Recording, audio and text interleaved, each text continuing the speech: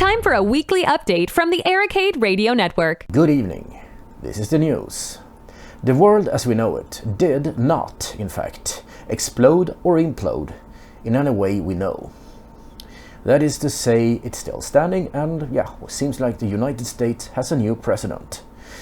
But this is a retro bulletin and we talk very much about Amiga stuff and we talk about the Arcade Radio Network, so let's stick to that.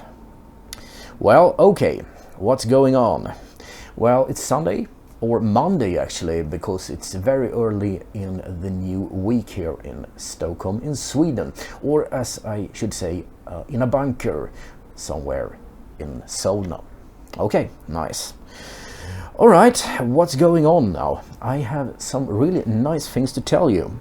A lot of you people have very old clients you listen to the station with, like Amiga AMP, and they cannot handle the fact that the station requires HTTPS to work. So what I have done is I set up something called legacy.arcade.net.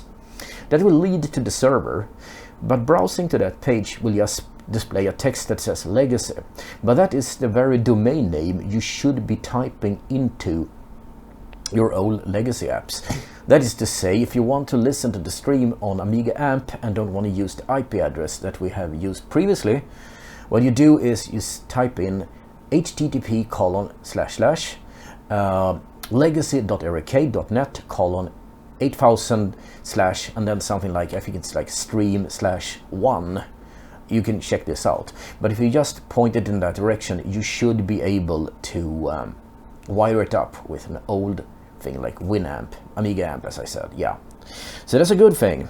All right, and we also have new hardware. The Intel NUC, that's what I'm gonna call it, is now running with an Intel 79850, I think it's called, 32 gigs of RAM and a really nice SSD drive on an M2 stick. So it's fast as wow, and this means we can now handle a heavier load, if we ever get one, that is to say.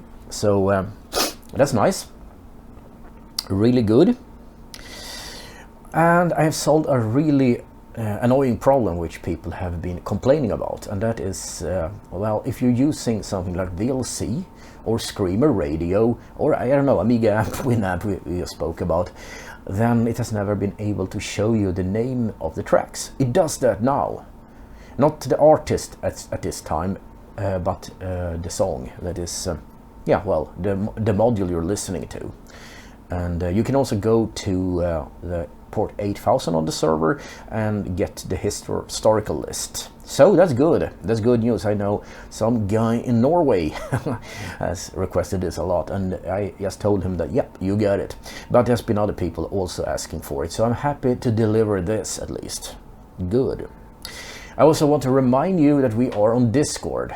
That is, if you want to go to Discord, search for the Arcade Radio Network and ye shall find. Alright, we have one last thing that is not about the station, but it is retro related, so to speak. As you know, I am part of a podcast called IT-säkerhetspodden, which is about IT security.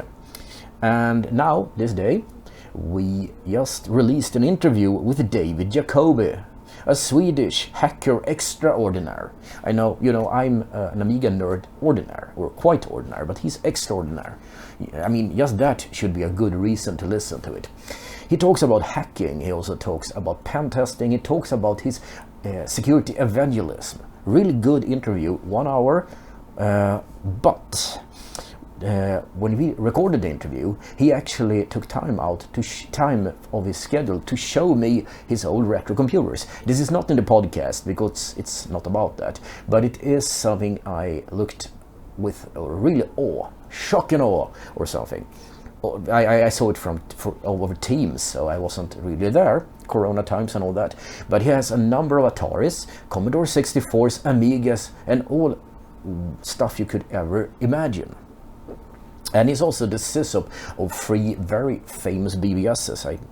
He might have more than 3 BBSs, but I saw 3 of them at least. Slime Serie, Frozen Floppy, which is a Commodore 64 compatible thing with Petsky graphic done by Mermaid. Really nice.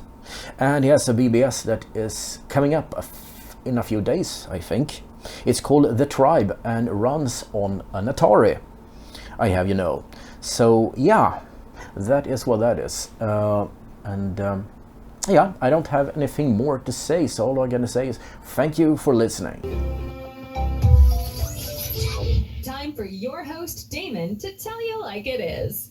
There is something magic looking into a terminal window, black as the night, with only the blinking cursor to keep you company.